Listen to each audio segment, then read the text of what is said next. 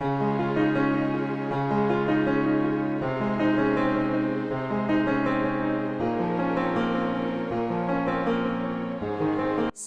nga sa galit ang anak ni former President Rodrigo Duterte na si VP Sara.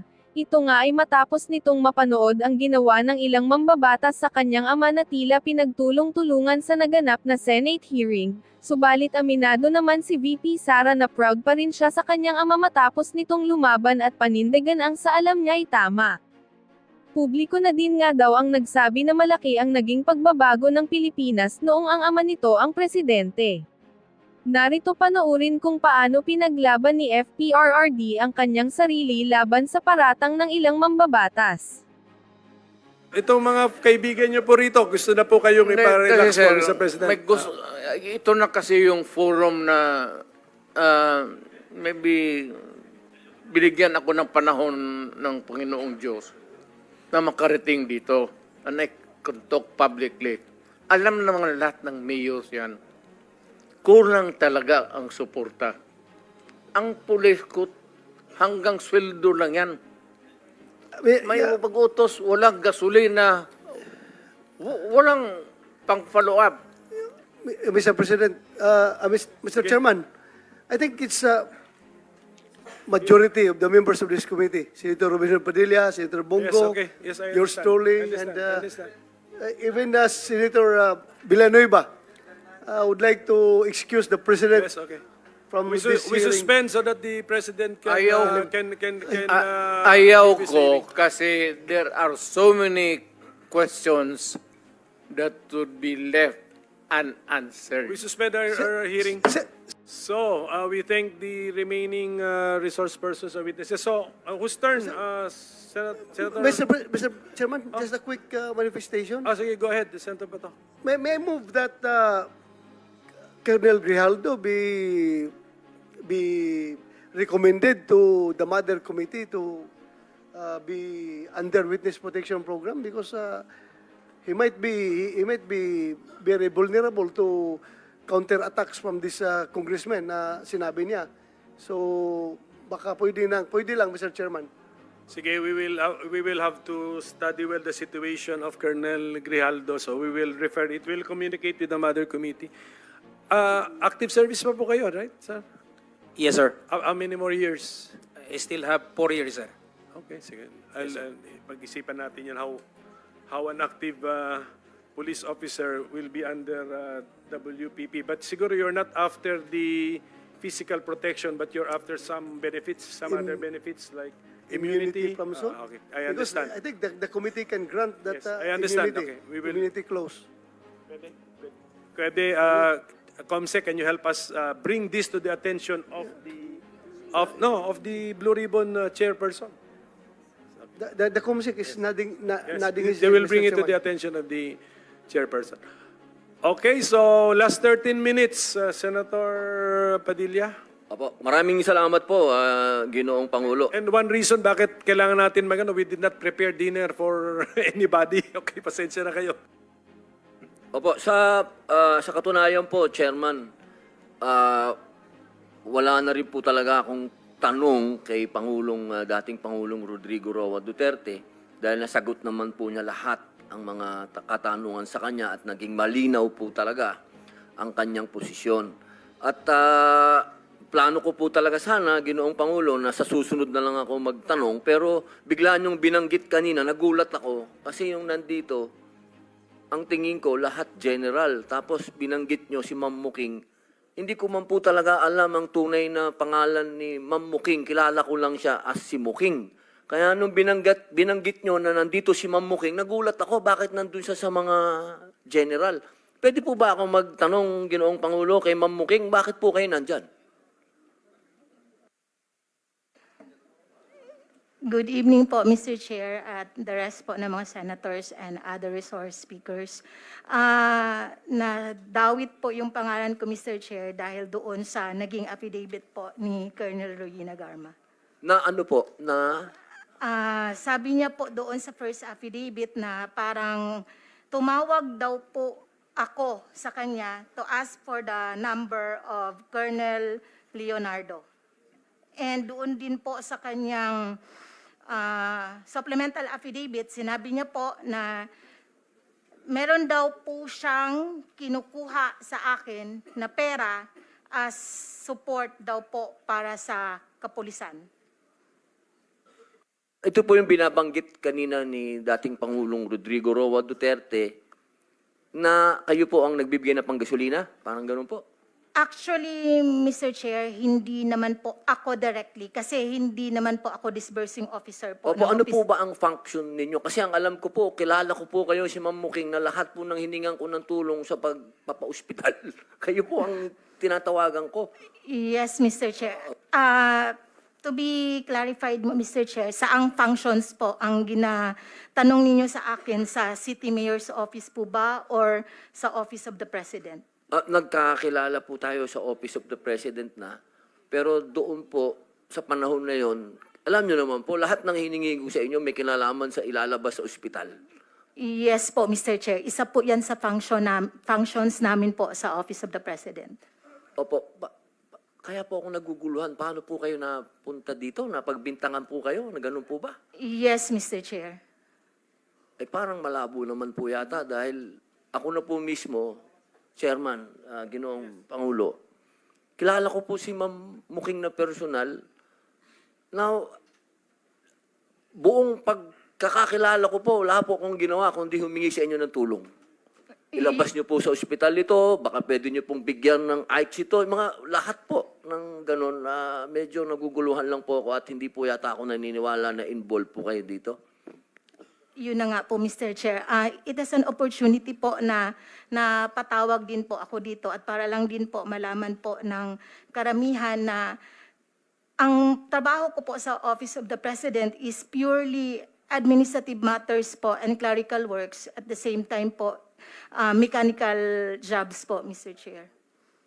Okay po. Yun lang po, nilinaw ko lang po kasi pasensya na po kayo. Naguluhan lang po ako ba't kayo nandito. Yun lang po. Maraming salamat po, Ginoong Pangulo. I-reserva ko na lang po yung mga tanong ko sa susunod na meeting na lang po. Kasi si Muking, who is Miss Ermina Espino, was invited lalo na kung andito si Colonel Garma para ma-confront natin siya. Even the past PNP chiefs, inibita natin yun kasi nandun sa chart ni Colonel Garma, na yung central figure, Colonel Leonardo, was briefing the PNP chiefs. Ay, andito na rin naman kayo. So can we get kunin ko na reaction ninyo? What can you say about that? Although wala dito yung, hindi inulit dito ni Garma man o hindi naman kinonfirm ni Leonardo, but andito na rin kayo. Can we get your, were you given copies of the chart? Hindi. Bigyan natin sila. We saw it on TV, Opo. Mr. Chair. Ito lang po yun. Gusto ko lang, kasi parang ang part ng trabaho ni Edelberto Leonardo, briefed incoming chief PNP, etc. So, yun, being those PNP chief, can you comment or react to this allegation? Yes, thank you very much, Mr. Chair.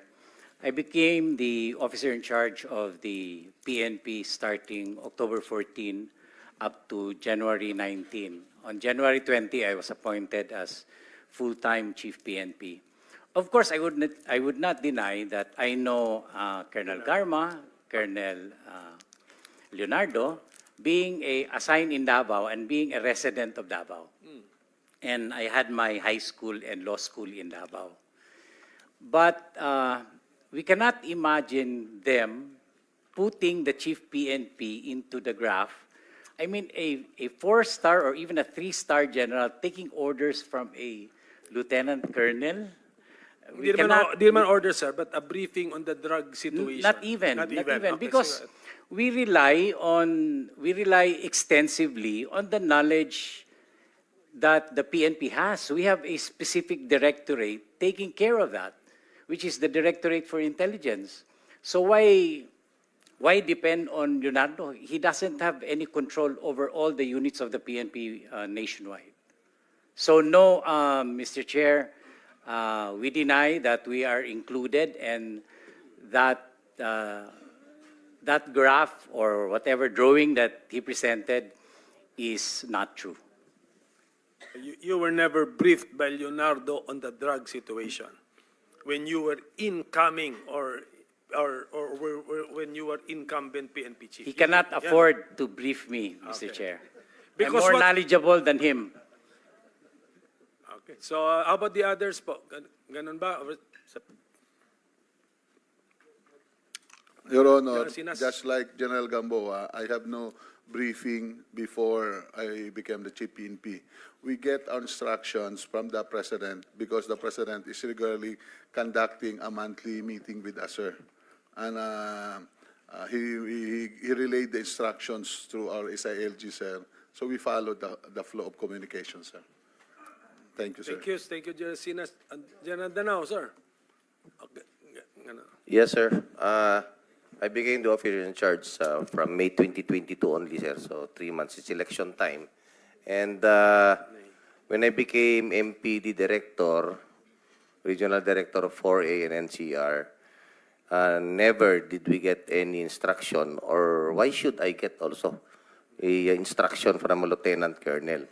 And kung meron man, sir, impormasyon yan, hindi rin yan as a gospel truth, if ever. Kasi nakita naman natin, sir, nung una, the President even announced yung mga names. So, hindi na kailangan, sir, siguro, si Leonardo dyan. So, we never got any instruction or we never coordinated for that matter. It was also at the time when I became RD of 4A and NCR, pandemic, sir, nung una. Sarado nga, sir, yung mall, nung panahon na yun. That's all, sir. Thank you. Mr. Chairman, I am included. You're because the I am fourth. also- Yes, you're I the am also- fourth chief Yeah. PNP. Mr. Chairman, I just would like to make my wonder. I really wonder why. How come a lieutenant colonel is going to brief a four-star general on what particular field of interest about the drug situation?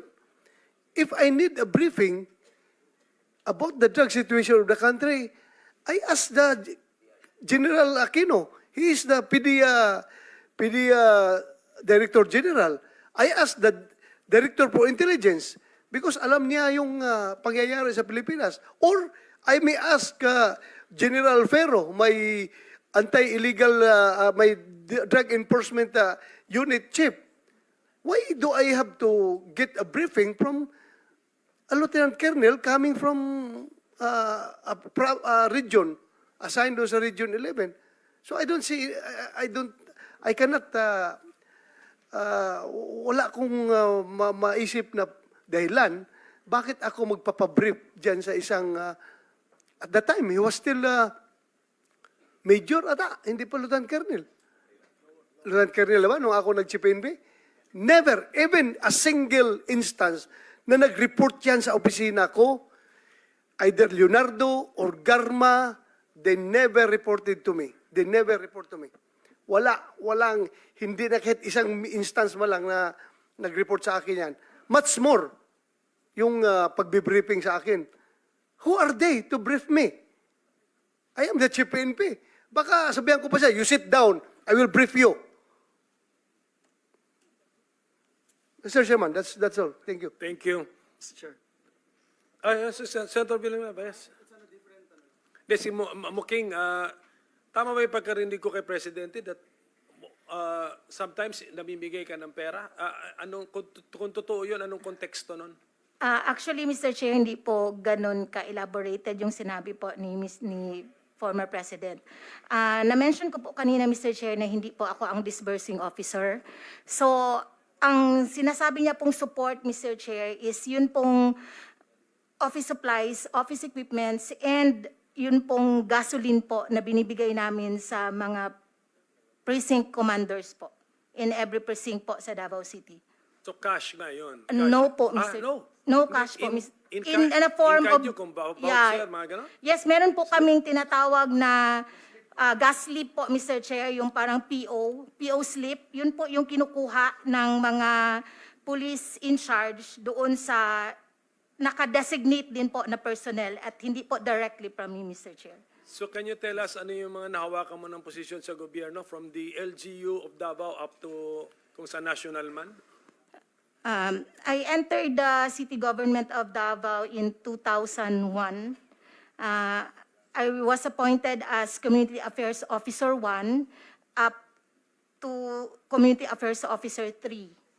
Then before the end of the mayorship of the former president, I was promoted again to Supervising Management Officer.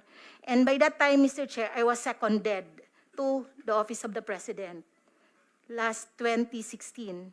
So nung natapos na din po yung term ni Mr. President, nabalik na din po ako sa City Government of Davao, occupying the same position.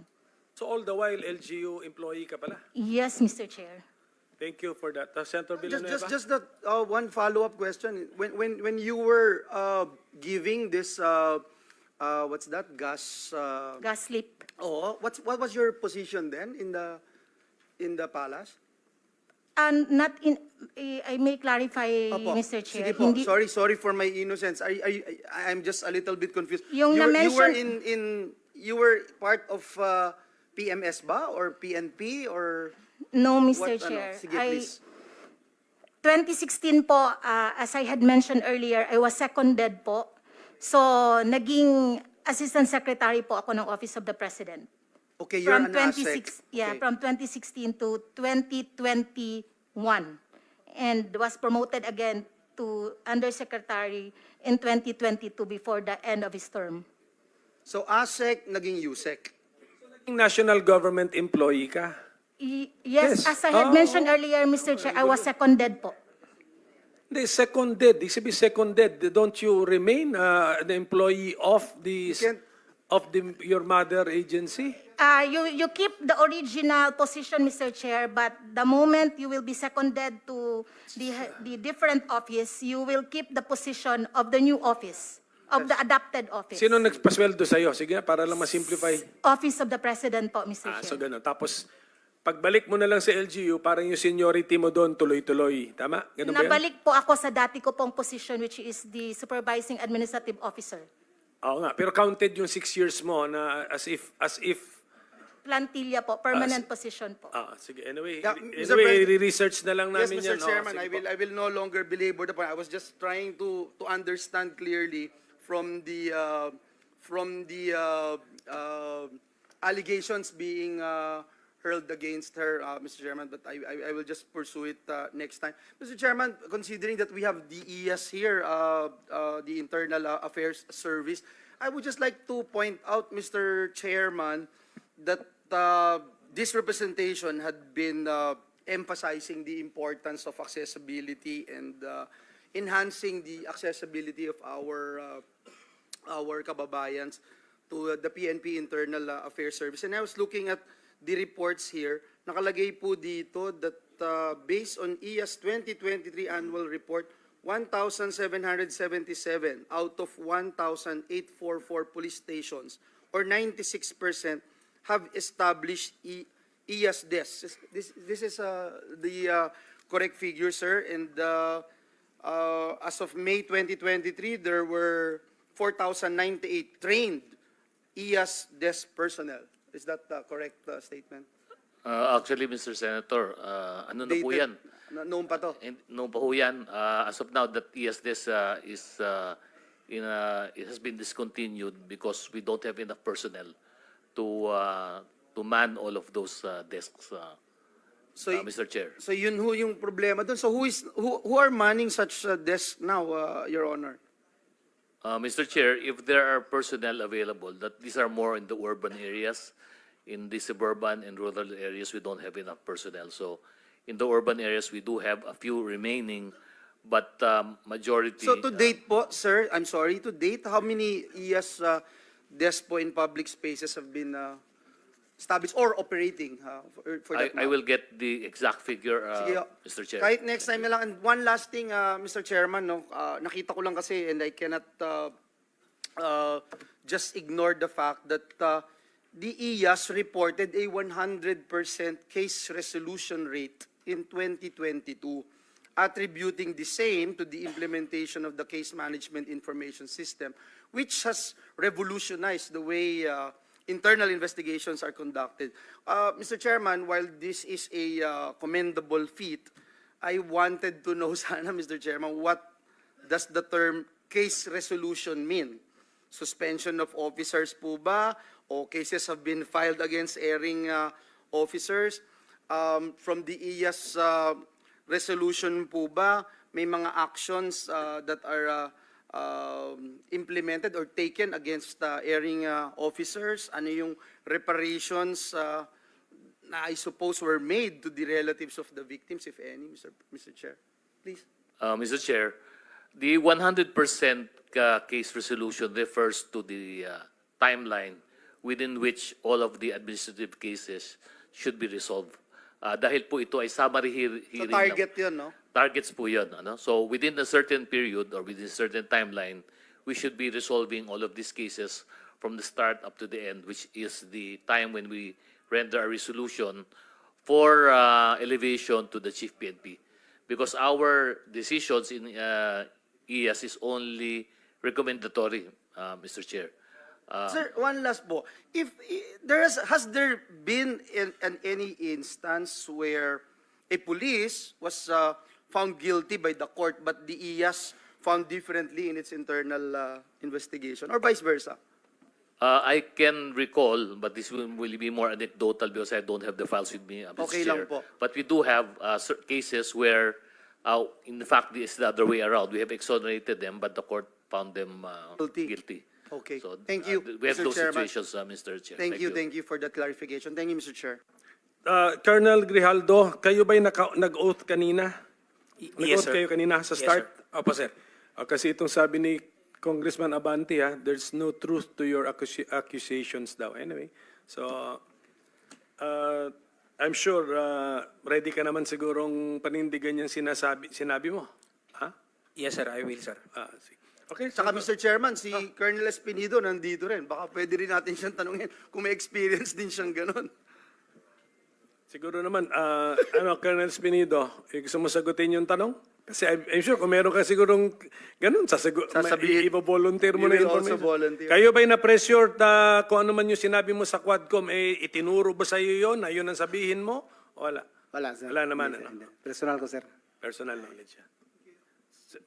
So sa gamay lang. Sige. Senator Bato, you want to interject something? Before Senator Bongo, just a quick Yes, go manifestation, ahead, Senator Mr. Chair. I would like to reserve my question to Colonel Espinedo in the next hearing. Pag andito na si Kerwin Espinosa at si Ronnie Dayan, Mr. Chair. That's all. Yes, sir. Thank you. Mabalik ka next hearing, ha? Thank you. Thank you, Mr. Chair. Ang next hearing, we will have to set the schedule pa. So ngayon, wala pa tayong fixed schedule. Babalik po kayo lahat, pero except siguro mga PNP chiefs, unless you want to confront, unless panindigan ngayon yung chart, ano namin kayo, tawagin namin ulit kayo. Mr. Chair, kapag andyan kasi sila, Mr. Chair, hindi aalis si President Duterte. Gusto sila- Kaya kasi sila palagi tinuturo. Nandito sila, nandito. Kaya hindi na natin ibitahin to sila uli para mabilis umalis si President Duterte. Thank you, Mr. Chair. Actually, si General Kakuy naman, you're the listed ni Senator Bongo eh. Pero Senator Bongo is now recognized. Yes, please. Salamat, Mr. Chair. Nabanggit na tanong na rin po ninyo kanina kay Colonel Espinido, no? May few questions lang po. You prepared an affidavit, no? And submitted it to the Quadcom. Ikaw ba mismo ang nag-prepare nito? Ang nag-draft, Your Honor, Mr. Chair, ako. Tapos, pinapaprint ko na lang sa pro bono na bugad na counsel ko, si Attorney Fernandez.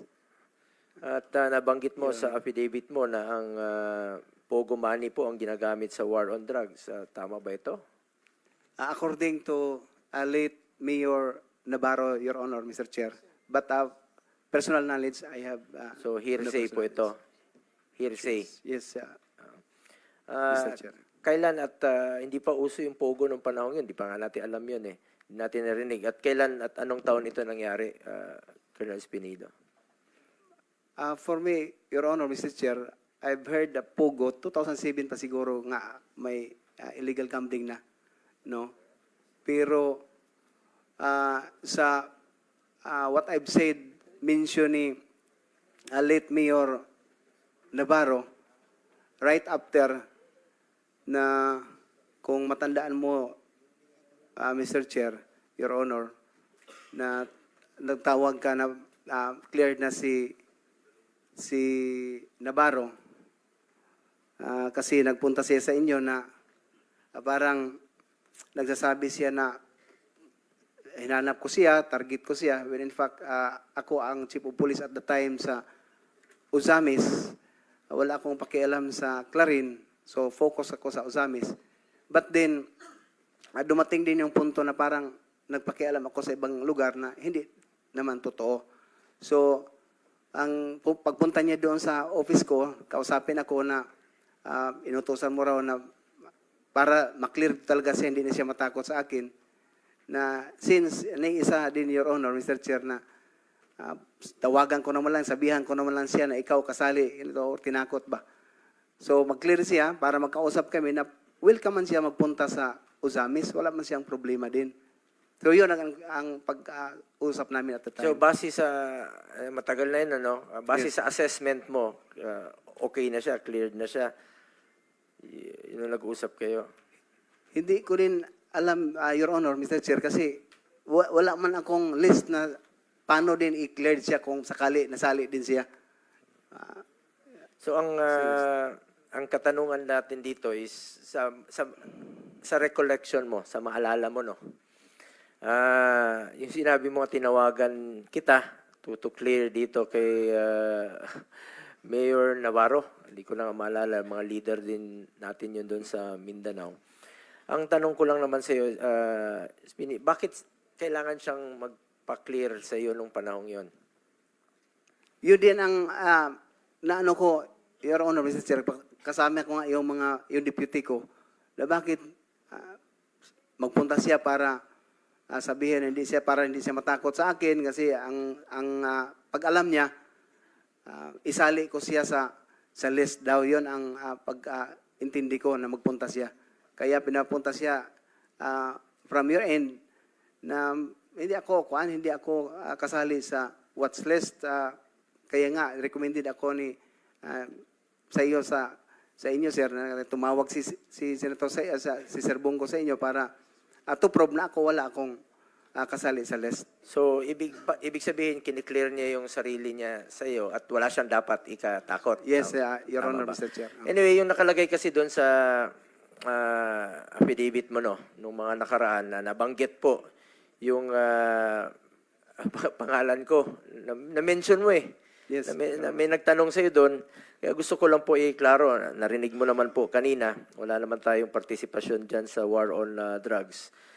Sa pagkaalam mo at gusto ko lang pong tanungin ka muli dito harap-harapan, meron ba akong direct or indirect participation dito sa sinasabi mo?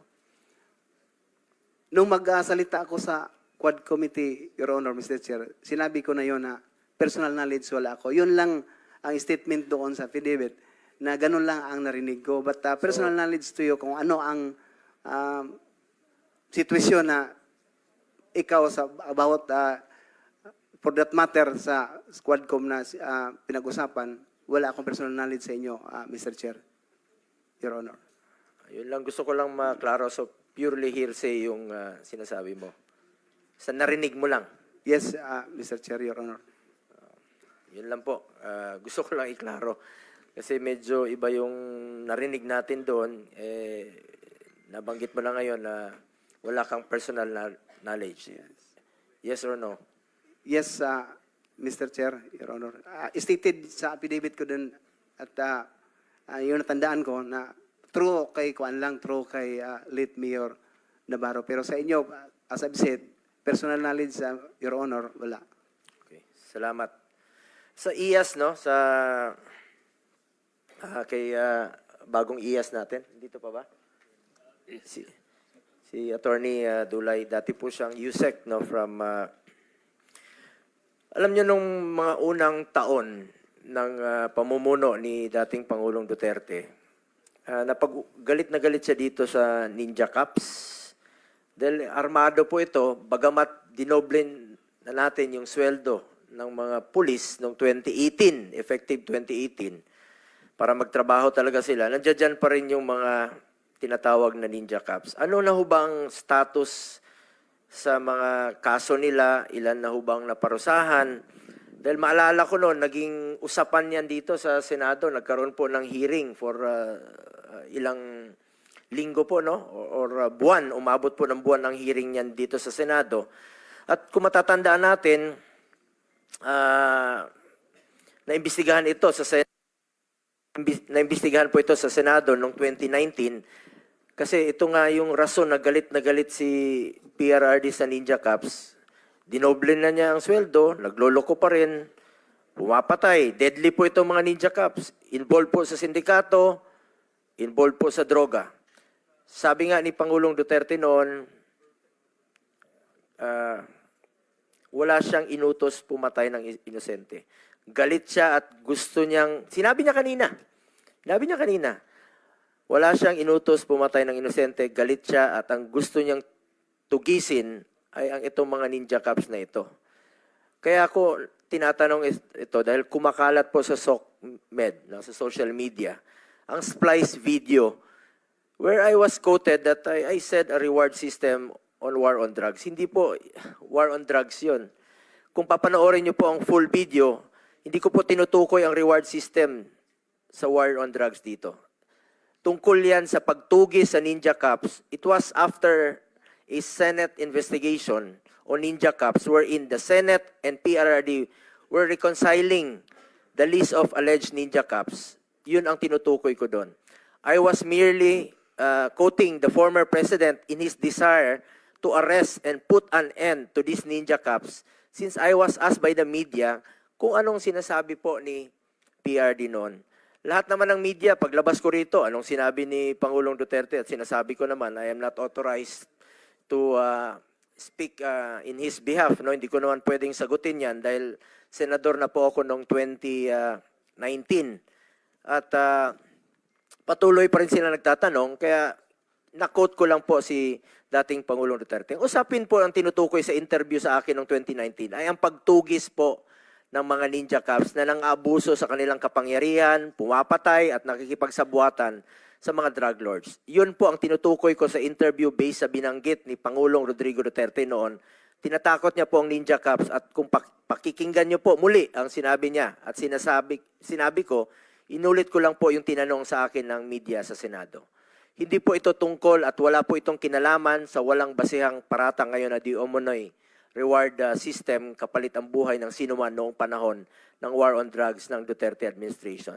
Tulad din naman po ng sinabi ni PRD noon sa kapulisan, gampanan po nila ang kanilang tungkulin, proteksyonan ng buhay at kapakanan ng mga inosente sa paraang naayon po sa batas. This also goes to show that PRRD did not tolerate any abuse of power from the police. His statement somehow prevented abuses to happen by stating a stern warning that anyone who goes beyond his duty will be punished. His strong stance against criminality out of pure love for the country is why he is loved by many. Banggit po kanina ni Senator Bato, iba po yung pantakot, intimidation. Mr. Chair, wala pong lugar ang mga abusadong law enforcers sa Administrasyong Duterte. Dahil ang dating Pangulo pa mismo, galit na galit talaga siya. At dito sa mga tinaguriang Ninja Cops. Kaya po, gusto ko nating marinig sa IAS kung ano na ho ba ang nangyari dito sa mga Ninja Cops, sa mga tiwaling pulis na nang-abuso ng kanilang kapangyarihan, pumapatay at nakipagsabuatan po sa drug lords. Kumusta na po ang mga kaso nila? Meron na ubang na-dismiss? At hingi lang po kami ng update ng komite. Mr. Chair, yung pong sa Ninja Cops, sa akin pong pagkaalala, ito po ay resolution po ito bago po ako nag-assume ng aking opisina. Hindi ko lang po hawak ngayon, Mr. Chair, yung details po noong kaso na yun. Ngunit ako po ay handang magsabit po sa committee na to nung update po doon sa mga kaso po na yun. Sige po, pwedeng paki-submit na lang po sa komite. Opo, Mr. Chair. Sa ngayon ba, meron pang mga Ninja Cops? Hindi ko po masasabing ninja cops po, pero tuloy naman po ang pagtugis po namin doon po sa IAS, lalo po doon sa mga nai-involve po na ating mga kapulisan, doon sa mga may pagputok po, paggamit ng baril, pag may namatay po. Tuloy-tuloy naman po yung aming pag-imbestiga po sa mga motu proprio cases po natin, Mr. Chair. Salamat, Attorney Dulay. Balikan ko lang po si Colonel Espinido. Colonel Espinido, to clarify, no, sinabi mo na tumawag ako to clear Mayor Navarro. I merely relate to you for you to do your job regarding his implication to drugs. Ganun naman nun. Daming mga mayors na lumalapit sa amin. Hindi ko na po mapangalanan. Maraming lumalapit na mga incumbent mayors na nababalita raw yung pangalan nila sa droga. So hindi naman po ako ang validating, hindi ko naman po trabaho 'yan. So pinapasa ko po sa inyo to validate. Hindi lang po sa inyo, even sa DILG kay Secretary Anyo noon, even sa ating mga Chief PNP pag may lumalapit na mga mayors, not only sa Mindanao, even in Luzon, medyo naawa na nga kami dahil nagmamakaawa na gusto niya i-clear yung sarili niya. Pero hindi, sabi namin, hindi po dito sa amin, hindi po kay Presidente. Meron pong ahensya niyan, ang DILG, ang PNP, ang PIDEA, to validate. So, ni-refer ko lang po ito siguro sa inyo. Isa po sa mga na-refer ko po sa inyo.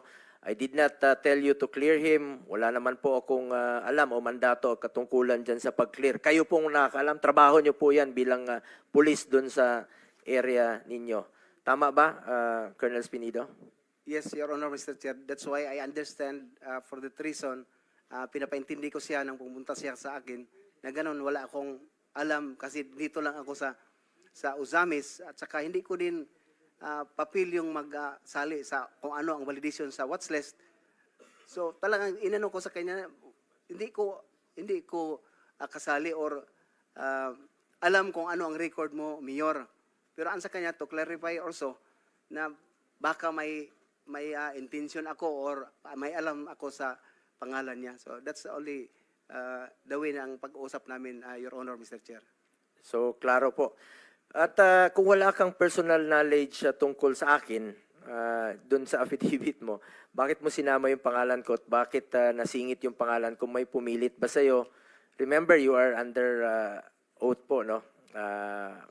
May nagpapirma ba sa inyo na isama yung pangalan ko since wala ka namang personal knowledge sa akin?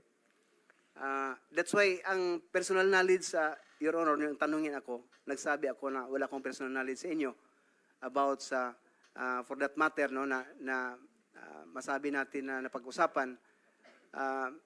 True lang kay Mayor, late Mayor Navarro. May nagsabi sa iyo na isingit yung pangalan ko kung since wala ka namang personal knowledge. Bakit nasingit? Wala naman siguro. Sigurado Mr. Chair, ka? You're Your under Honor, oath.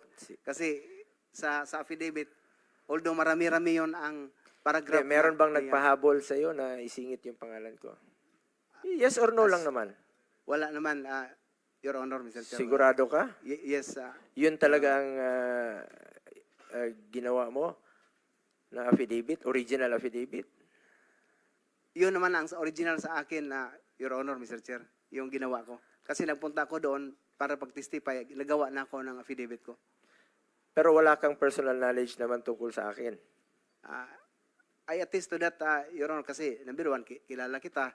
Pagkatapos sa tanong naman doon sa Quadcom, sinabi ko din na I have no personal knowledge about sa sinabi na ni late Mayor Navarro. Bakit mo sinama yung pangalan ko sa affidavit? I'm just only relating for the message, the word came from Mayor na pinupunta ko dito. Pagkatapos, stated man doon na, Your Honor, Mr. Chair, bakit nasali, no?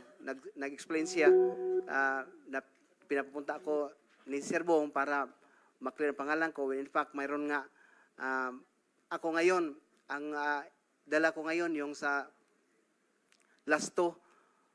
Lasto ba? Basta ganun sa illegal gambling ang hinawakan niya. Siya ang kasi na pag-usapan yon, Your Honor, Mr. Chair.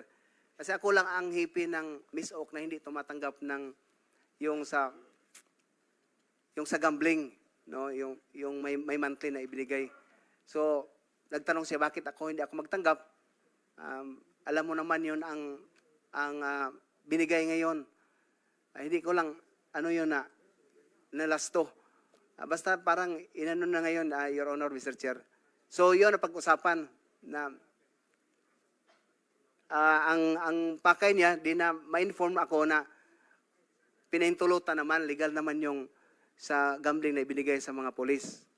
True sa inyo ang sabi ni Sir Bongo. So, yun lang, parang nag-relate lang ako sa napakinggan ko siya at the time na nagawa ko ng affidavit. Your Honor, Mr. Chair. So you're putting on record you included here in your affidavit? Yes, at saka sinagot ko din sa mga member ng Quadcom, Your Honor, Mr. Chair, na ganun lang, napakinggan ko lang yung kay Mayor Navarro. So purely hearsay. Para nga makasunod din po kami, anong affidavit po yan? Anong date? Anong Meron silang niya? affidavit na initial. Wala ka ring hawak na Wala affidavit? akong, Okay. Can you, ano yung affidavit mo? Anong date? Yung pinag-uusapan ninyo ni Senator Bongo? Ano? Wala ka ring kopya ang dala ngayon, sir? Nasubmit Wala? ko. Sige, okay. Just inform us sa next hearing. Yes. Sige. Yeah, Mr. Chair, with the permission of Senator Bongo, just a quick interdict. Senator Bongo, just short lang, short. Kung, Colonel Espinedo, if alam mo palang hearsay,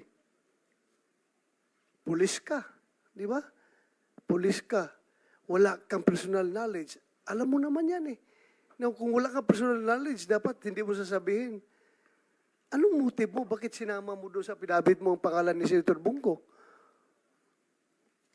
Narinig mo lang naman kaya. Tapos wala kang personal knowledge. Anong purpose mo doon? Bakit mo sinabit yung pangalan niya? Can I answer? Yeah, go ahead, Your go ahead. Honor? Your Honor, Mr. Chair, what did the Quadcom committee happen is to legislate aid of legislation. So that is not really the proper court that we file a case, and I must have probable cause to refer to the court that indeed person was also involved in that illegal or whatsoever. So yung sinabi ko lang dyan, as aid of legislation, to give them an information na yun ang nangyari talaga. No? In aid of legislation, tapos manira ka ng reputasyon ng tao na wala ka naman palang personal knowledge. Sabihin mo doon, anong in aid of legislation na makukuha doon ng Congress? In aid of persecution ang ginagawa mo dahil sinira mo yung isang tao na wala ka naman palang personal knowledge. Ito, madagdag ko lang, with the permission of Senator Bongo.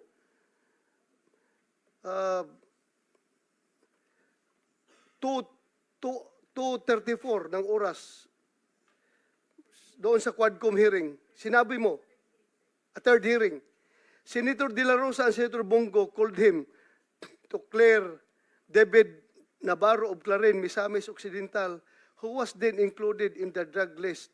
Mayor Navarro was funding the reward system through STL.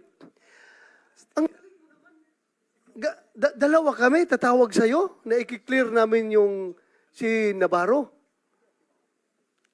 Tumawag siya, tapos ako tumawag rin ako sa'yo na i-clear si Navarro. Please enlighten us. Bakit dalawa kagad kami nilamp mo na tumawag para i-clear si Navarro?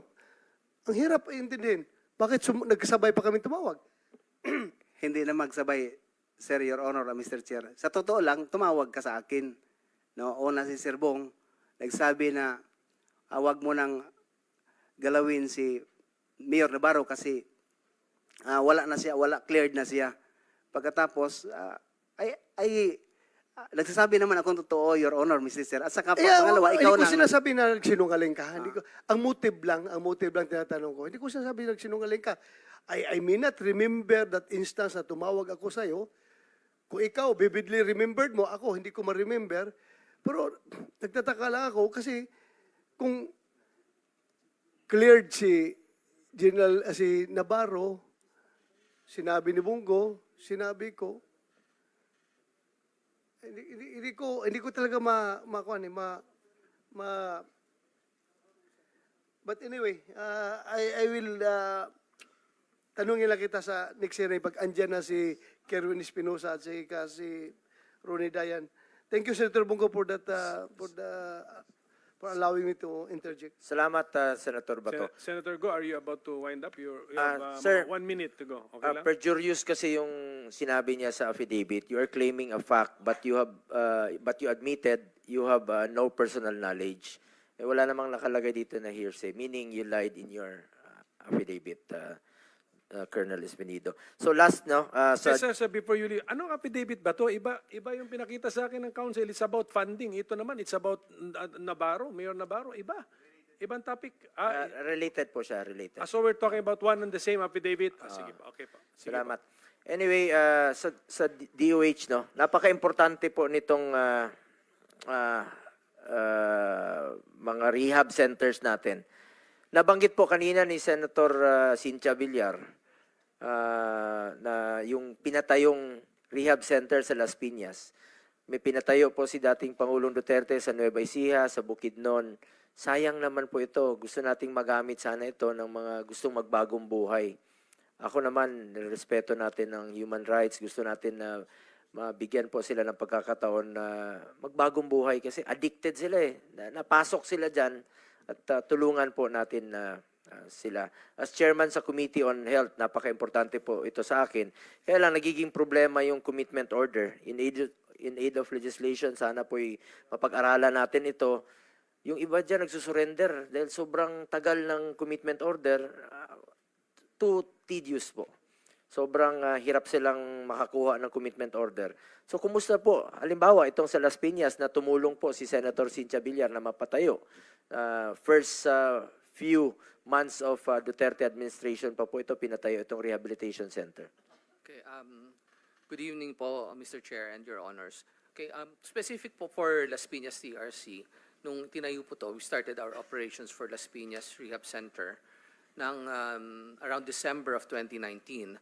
However po, nung dumating ang 2020, dumating po ang COVID, it was used as a COVID-19 temporary treatment and monitoring facility for COVID-19. We resumed operations as a rehabilitation center for that facility noong 2022, and it's now operating at 50% of its capacity, which is 50. The reason for that is medyo kailangan pang i-enhance yung ating facility, and also the need for a higher level of budget po for that. As far as the other facilities are concerned po, Malaybalay and also Mega, they're fully functional naman po.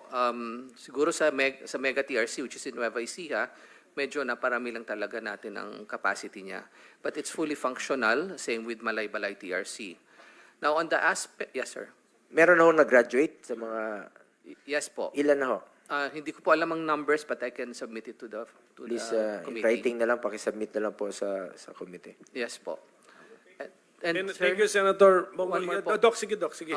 Yung 7 tungkol hours ka sa- na rito, so you really have to... Yes, sir. Yung Sige. tungkol naman po sa difficulty in admissions, part po talaga ng RA 9165 na kailangan kumuha ng court order. Opo, so that's part of 9165. Now, if I may continue, Sir Koy, for no? So, ang DDB po came up with the TCO, the Temporary Confinement Order, which is something that we will use to enhance, to make it easier for them. Likewise po, no, only a small percentage of our persons with substance use disorders need to be admitted in a rehabilitation center. So bago po natin sila i-admit ang isang drug user, i-assess po natin ng mabuti, see the level of severity ng kanyang addiction, mild, moderate, or severe, and then we push them to the appropriate rehabilitation program. With that po, with that method po, what we are seeing right now is there are more cases being seen sa community-based programs natin at saka sa outpatient programs. Doc, siguro yung mga experiences ninyo dyan, lalo na doon sa Mega, sa Nueva Ecija, at saka Malaybalay, Bukidnon, kung ano lang yung, give us a feedback na lang. Ha? As we implement it, ano ba? Will do, sir. Ngayon, nag-system court order, no? Para ka mapunta ng court, di ba? Court order for kaya nga, admission, court, sir. oh. So, pero sa may binanggit kang DDB, so si General Cuyata was raising his hand. Sige, sir, can we Can we keep it brief? Kasi nahiya na ako sa mga, wala tayong hinandang Yes, sir. dinner. Thank you, Mr. Chair. Tungkol po doon sa requirement for court orders sa both voluntary and involuntary confinement sa rehab center, provided po sa 9165 yung requirement na yan. However, we have submitted a proposed legislation po, amendment sa batas na yan na tanggalin na yung requirement for court order for voluntary confinement. Instead, yung patient po will just sign a waiver na pwedeng protection naman po ito ng mga TRC natin kasi there are instances na may mga pasyente na miski voluntary siya, after some time, after a few months, hindi pa tapos yung kanyang 6 months confinement, gusto nang umalis. At pag hindi naman po yan pinayagang umalis,